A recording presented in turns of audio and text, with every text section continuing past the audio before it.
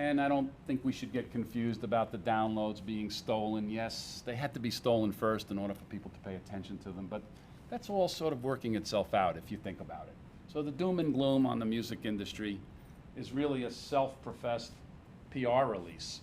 The people who are releasing that release are the people who are measuring the music industry via old standards. If your standard is how many CDs are being sold, well, then you're going to have a bad newspaper. But suppose your standard is how many people are smiling. Well, that's a funny standard, but that could be the standard. Well, if the standard was how many people are hearing more and more different kinds of music for less dollars per song, let's make that the standard. Well, then I would say if that was the standard, we're in some pretty good times right now. But that's not a very convenient standard to print about, and it doesn't equate well for economics, and it confuses everybody. It's got a terrible metrics to it. It's hard to grab that data, but that is in fact what's happening. Okay, I see that from my kids. I don't know. 2 years ago, my kid said, "Jimmy, we got to put all the music on a server." Apple. Notice I got an Apple. I'm a PC guy for 25 years now. I have an Apple. Just 4 weeks ago. Still a little nervous about it, but I'm running in Windows right now, though. Actually, I can't get the PowerPoint to work very well, and so I said, well, okay, how do we do that? And, iTunes, load, blah. So I don't know, I had 1,200 CDs, 800 CDs. I had a nice collection. So he loads them all in. I said, great. So, and then the next thing I know, I got 35,000 songs on the server. I said, his name, Corbett is his name. I said, where'd you get all these songs? 35,000 songs, where'd they come from? A lot of them are not songs I'm interested in. Well, he stole them, basically. He got them, well, you know where he got them, I suppose. I don't know where he got them, but you know where he got them. And so now I have 35,000 songs on a laptop in my living room, which is kind of cool. It's fun, I guess, and it'll have to get sorted out. The business will get sorted out. The biggest hit a few years ago in England was a ringtone. The most successful record company a few years ago was Starbucks. Okay, so things are upside down. Okay, things are definitely upside down. But a lot of opportunities. This was an interesting slide. Lots and lots of opportunities. Now that should be ringing pretty clear here. Everybody's a student here. Most people, I believe, in this room would like to continue in this world and probably try to figure out how to get a job or make some money or turn this into a life's work. There are a lot of opportunities. What's not going to happen is thousands and thousands of rent them like a limousine recording studios, the kind that many of the albums that you used to listen to or still do listen to were recorded in. That's probably not going to happen. But that doesn't mean that there aren't a lot of recording studios being built. I can assure you, actually, there are more recording studios being built than ever before. I can tell you, I'm in the business of building recording studios, and all the other guys, my peers, people who have had this, have had a kind of success that we've had, or even not as much. I see them all. I know many of them. We talk to each other, believe it or not. Everybody's busy. It's a lot of work. There's a lot of studios. The business model changed. And all of these studios need assistants. They need interns.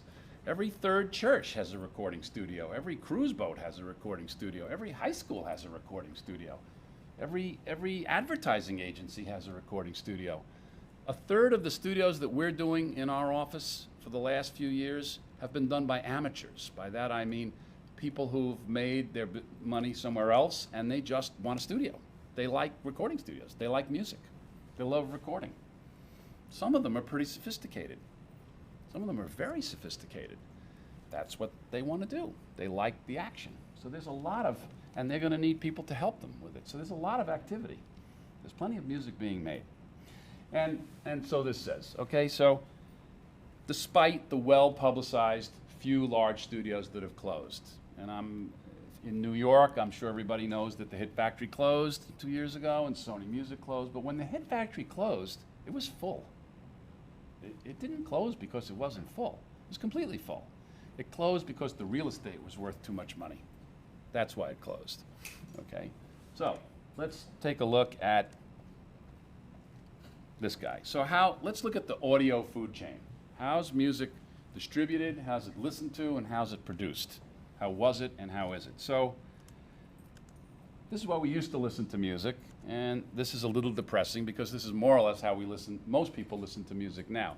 So, not like that, sorry, like that. Well, we're about to talk about that. So at first glance, this is a little bit depressing because 45 years later, we've gone nowhere. Actually, we've gone, I believe, a step backwards because the distribution is a little bit thin on the iPods and the little headphones. That doesn't bother me personally. I'll take that in exchange for 100 times more music being listened to because these will get better. This will get better. It'll get better because every home is going to have this kind of stuff in it. Maybe not quite as exacerbated as this or as exaggerated as this, but every home is going to have listening systems, media centers, call them whatever you want. So the iPods don't bother me because they're the floodgate, they're the open valve for just lots and lots of content dumping out. Okay, so they don't really bother me, even though the audio production on them are pretty low. Strangely enough, even though that's the major distribution system, the level of production has always stayed the same, actually gotten better. People still wanting to produce music at very, very high levels, okay, of production, very high standards. Very interesting. So how is it produced? We already took a look at yesterday's studios, okay, and now let's take a look at studios that are more contemporary, both large ones and small ones. What will we continue to see? We're still going to have large facilities. There are not going to be as many of them for obvious economic reasons and also because we don't need them, but we're still going to have large ones, kind of like a mothership and satellite kind of diagram. We're always going to have some large studios in cities, in fact more cities, because there are the music is in 3 cities routine. That's kind of been abandoned, and now there are music centers in quite a bit, in a number of locations. 30 years ago, who would have suggested that Atlanta was going to become a music center? Who would have thought of that, okay, for instance? Or Austin, Texas was going to become a real center for music, but it is, okay? So there's a lot more fluidity as far as where the music centers are. So we're always going to need some larger studios, real rooms. People like to record in rooms. And we're always going to have destination studios, resort-type studios. Why? Because it's fun, and people will always want to do it. So we'll take a look at them. Here's an example of a very substantial resort studio, one that actually just recently closed, but again, closed full. It closed because the owner built it on a whimsical moment and closed it on a whimsical moment, but it was successful during its life. Alair Studios outside of Woodstock, very, very large. It's sort of a resort. It was an old, basically an old summer home for a very wealthy family in the 20s, and then it was passed on generation to generation. And then it's this room right here where that we're chasing, and it's that big giant room. Let me give you a picture of it so you have an idea of the kind of room that it is. This is a pretty big room. That gives you an idea how big the whole building is. It's on top of a mountain, and that lake is actually the water from New York City. So when the person who bought this room, who was a guitar player and a guitar collector, actually pretty knowledgeable, very serious guitar collector, had some people up to play piano in this room. They noticed that the sound was extraordinary. And we measured the sound. That's what gave them the idea to do the studio. Interestingly enough, we did exactly the same kind of measurement that Sabide did 100 years ago. We measured the reverb time, but we're using, 2-channel DSP equipment, basically the smart testing equipment, which is similar to SIM or EZRA. They're all more or less the same. They get you the same result. We took an impulse response of the room to get frequency-based reverb time characteristics. How's the reverb time or the decay rate as it changes from frequency to frequency? The goal for a room like this would be to try to have that flat, and if anything, to have it roll down a little bit at the low end. Characteristically, in big rooms like this, sometimes it rises, actually goes up at the low end. But if you can get it to go down, there's a kind of excitement in the recording that most large studios have understood for a while. So how would you get it to go down? Well, the way you get it to go down is to try to have more than normal low frequency absorption.